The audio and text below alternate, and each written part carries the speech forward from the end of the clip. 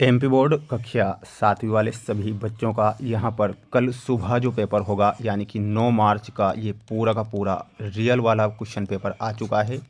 इस question paper को जिस बच्चे ने पूरा का पूरा देख लिया तो ये मान के चलो कि 60 में से 60 नंबर वो लेकर आएगा। ध्यान से पूरा का पूरा पेपर देखना है। ये हिंदी विषय का पूरा पेपर है जो मैं आपको यहाँ पर बता रहा हूँ। जितने बच्चे वीडियो को देख रहे हैं प्यारे विद्यार्थियों, 10 मार्च का पेपर भी बता दूंगा, बिल्कुल आपको टेंशन नहीं लेना है। चैनल पर नए हैं तो सभी बच्चे चैनल को सब्सक्राइब जरूर करके रखें, क्योंकि सभी विषय के पेपर बताऊंगा और आप जानते हैं कि एक भी दिन की छुट्टी आपको नहीं मिली है पेपर में। ये पूरा का पूरा पेपर आ गया है जो आपको परीक्षा में दिया जाएगा। ध्यान से पूरा पेपर देखें, एक भी क्वेश्चन आप मिस नहीं करेंगे क्योंकि पूरा का पूरा पेपर है और 100% ये पेपर छप चुका है।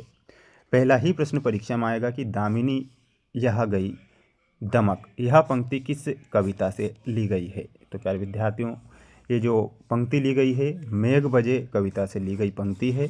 तो यहाँ पर आपको लिखना है मेघ बजे। फूले कदम कविता में कवि का मन किसे छूना चाहता है। तो अंबर को, कंदुक को, कदम्ब को या फिर बादल को।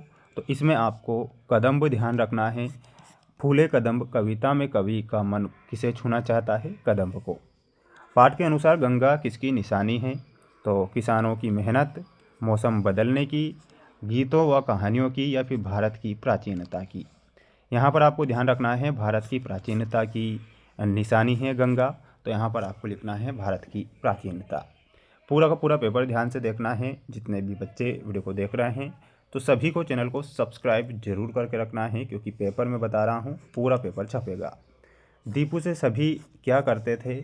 तो ऑप्शन है ईर्ष्या करते थे या घृणा करते थे, द्वेष करते थे या फिर लड़ाई करते थे। तो प्यारे विद्यार्थियों, दीपू से सभी ईर्ष्या करते थे, तो ईर्ष्या आपको लिखना है। आज रविवार का दिन है। वाक्य में रेखांकित शब्द का समानार्थी शब्द कौन सा है। दिनकर, दिवाकर, दिवस या फिर दिन। यहाँ पर आपको दिवस के रूप में बताना है। आज रविवार है, रेखांकित जो शब्द है दिन, दिन में आपको दिवस करना है।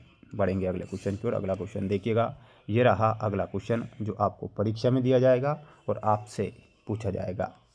पंख बना मेघ बजे। तो पंख बना हरिचंदन मेघ बजे।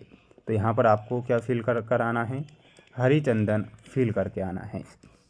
भारत एक खोज, ये किसकी पुस्तक थी।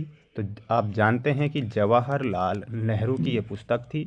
लिखना है जवाहरलाल नेहरू, ये लिखना है।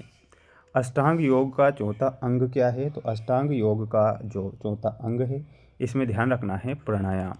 क्या लिख कर आना है, यहाँ पर आपको प्राणायाम लिख कर आना है। दया करने वाले व्यक्ति को क्या कहते हैं। तो उसे दयालु बोला जाता है। तो यहाँ पर आप लिखेंगे दयालु।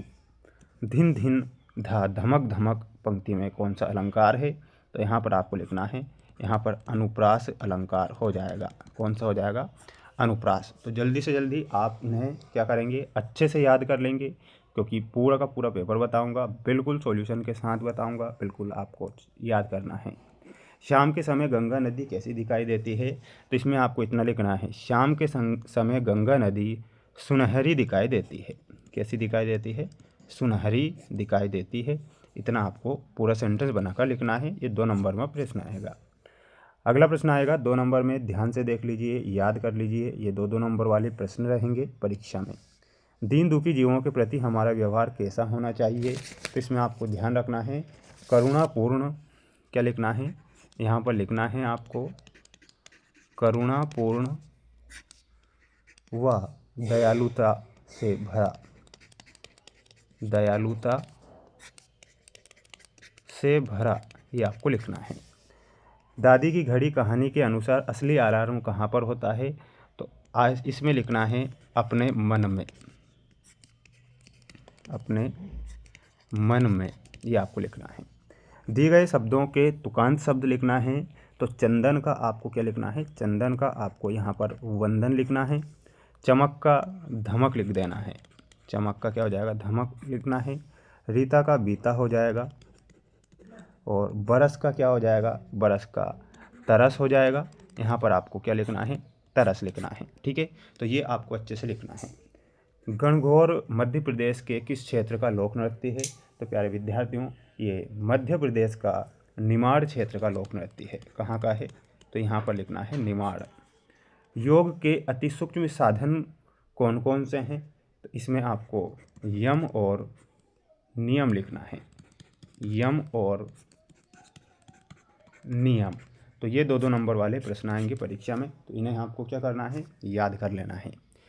इसके बाद देखिएगा प्यारे विद्यार्थियों, ये आपकी परीक्षा में 3 नंबर वाले प्रश्न भी बताऊंगा। पूरे 26 के 26 क्वेश्चन का आंसर बताऊंगा। देखिएगा 17 से लेके तो 22 तक के क्वेश्चन पढ़ लो, जल्दी से आंसर बता रहा हूँ मैं, है ना। क्वेश्चन पढ़ लीजिए, जल्दी से आंसर बताऊँगा, स्क्रीनशॉट ले लेना है तुरंत, ठीक है। देखिएगा आंसर आ चुके हैं आपकी स्क्रीन के सामने, ध्यान से देखिएगा। नेहरू जी ने अपनी भस्म को गंगा में डालने की इच्छा क्यों व्यक्त की है? तो इसमें क्या लिखना है? नेहरू जी ने अपनी भस्म को गंगा में डालने की इच्छा इसलिए व्यक्त की क्योंकि वह भारत की मिट्टी में अंत समय तक मिलना चाहते थे, हालांकि उनकी कोई धार्मिक भावना नहीं थी। यानी कि आपको ये पूरा का पूरा आंसर लिख देना है, स्क्रीनशॉट ले लो इसका जल्दी से जल्दी, क्योंकि पूरा पेपर है ये। 18वां प्रश्न आया था आपके पेपर में कि मेघ बजे कविता में कवि ने किन किन बातों का उल्लेख किया है? तो इसमें क्या लिखना है? इस प्रश्न का उत्तर देने के लिए आवश्यक इसका देखिएगा, ये आपको अपने पाठ्यक्रम से याद करना है, ठीक है। तो ओनली 1 मिनट रुकना है। देखिएगा 18वां क्वेश्चन हमारा था कि मेघ बजे कविता में कवि ने किन किन बातों का उल्लेख किया है? तो इसमें लिखना है आपको, मेघ बजे कविता में कवि ने वर्षा ऋतु के आगमन, बादलों की गड़गड़ाहट, बिजली की चमक, मेंढकों की टर्टर और प्रकृति में होने वाले अन्य परिवर्तनों का उल्लेख किया है। तो इतना आपको 18वें का आंसर लिखना है, स्क्रीनशॉट ले लीजिएगा जल्दी से। अब देखो ये आपका 19वां क्वेश्चन है 3 नंबर का। सज्जनता की पहचान किससे होती है? तो लिखना है, सज्जनता की पहचान व्यक्ति के अच्छे आचरण, विनम्रता, दयालुता और दूसरों के प्रति सम्मानजनक व्यवहार से होती है। ये आपको यहाँ पर लिखना है। अगला प्रश्न था हमारा 20वां क्वेश्चन था 3 नंबर का, मैत्री भाव जगत में मेरा सब जीवों से नित्य रहे, इस पंक्ति का भावार्थ क्या है? तो भावार्थ के रूप में लिखना है आपको, इस पंक्ति का भावार्थ है कि व्यक्ति को इस संसार के सभी प्राणियों के प्रति हमेशा दोस्ती और प्रेम की भावना रखनी चाहिए, किसी के प्रति भी द्वेष या शत्रुता का भाव नहीं होना चाहिए। तो इतना आपको क्या करना है? लिख कर आना है। अगला प्रश्न था हमारा, ध्यान से देखिएगा, पढ़ते समय दीपू को कौन कौन परेशान करता था और कैसे? तो पढ़ते समय दीपू को संभवतः उसके दोस्त या भाई बहन बुलाकर, शोर मचाकर या खेल में शामिल होने के लिए कहकर परेशान करते थे। तो ये आपको लिखना है। 22वां क्वेश्चन था हमारा 3 नंबर का कि आप अपनी कक्षा के मॉनिटर होते तो क्या कार्य करते? तो यदि मैं अपनी कक्षा का मॉनिटर होता तो मैं कक्षा में शांति बनाए रखता, श्याम पट्ट यानी कि ब्लैक बोर्ड साफ करता, शिक्षक की अनुपस्थिति में व्यवस्था संभालता और सहपाठियों की मदद करता। तो ये आपके 3 नंबर वाले क्वेश्चन थे, ठीक है। इसके बाद देखिएगा ये आपका अगला क्वेश्चन है जो कि 5 नंबर वाले प्रश्न आएंगे। प्यारे विद्यार्थियों ध्यान से देखना है, किसी एक महापुरुष के बारे में लिखना है, मेरी भावना कविता का मुख्य भाव, दीपू की घड़ी कहानी के पात्रों के बारे में और अपने प्रधान अध्यापक के। तो जल्दी से इसके आंसर मैं बता देता हूँ आपको। देखिएगा यहाँ पर आपकी स्क्रीन के सामने आ चुका है। हम महात्मा गांधी के बारे में लिखेंगे 10 पॉइंट। 10 पॉइंट क्या है? महात्मा गांधी जिन्हें मोहनदास करमचंद गांधी के नाम से भी जाना जाता है, भारत के एक प्रमुख स्वतंत्रता सेनानी और अहिंसा के प्रतीक थे। इतना लिखना है और आपको 10 पॉइंट लिखने हैं पूरे के पूरे। उन्होंने भारत की स्वतंत्रता के लिए अहिंसक आंदोलन का नेतृत्व किया।